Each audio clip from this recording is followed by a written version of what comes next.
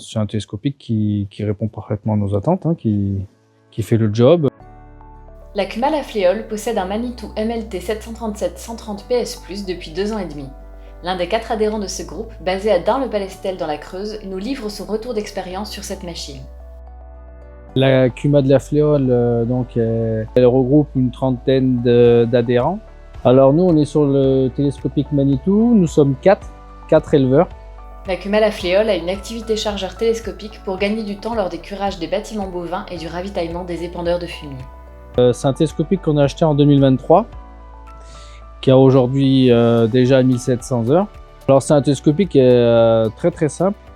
C'est une boîte semi-powershift, voilà, avec l'inverseur sur le levier. On a tout sur la main, quoi. C'est très simple d'utilisation, n'importe qui peut utiliser le télescopique. En 2 heures, il sait conduire le télescopique, quoi. Par rapport à l'empattement, je trouve déjà beaucoup plus court que certains télescopiques, peut-être mieux équilibré. Un godet plein, je trouve qu'on ne penche pas beaucoup sur les côtés, ni devant, ni derrière. Enfin, ça balance pas beaucoup et je le trouve vraiment bien équilibré, même en zone de dévers. C'est un télescopique, ouais, je trouve qu'il se faufile partout, qui tourne quasiment sur place, qui est court, donc qui passe vraiment partout sans véritable obstacle. Alors au niveau visibilité, Manitou est pas mal, je trouve.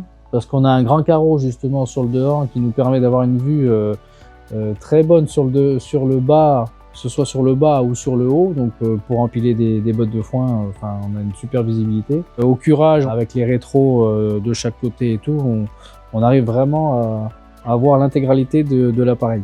On a la marche tout bête, mais la marche là, Manitou là, qui va plutôt bien, qui est assez avancée, qui est pour monter, c'est vraiment pratique.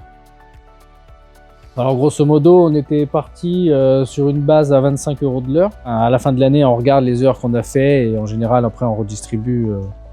On regarde combien que ça nous coûterait, voilà, en fonction de la nuitée. C'est un télescopique qui répond parfaitement à nos attentes, hein, qui fait le job. On n'a eu aucun souci jusque-là, qui répond parfaitement à ce qu'on attend de lui, quoi. Bah, les points forts, ce serait, je pense, en premier point, ce serait la visibilité, la maniabilité.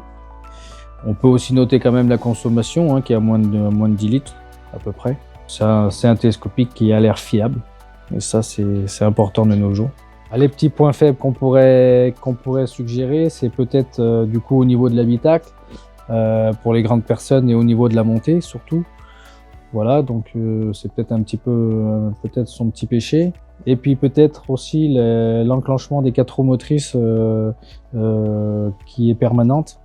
Donc des fois quand on fait un peu de route, changement des fermes ou d'aller d'un champ d'un point A et d'un point B, voilà, c'est toujours enclenché.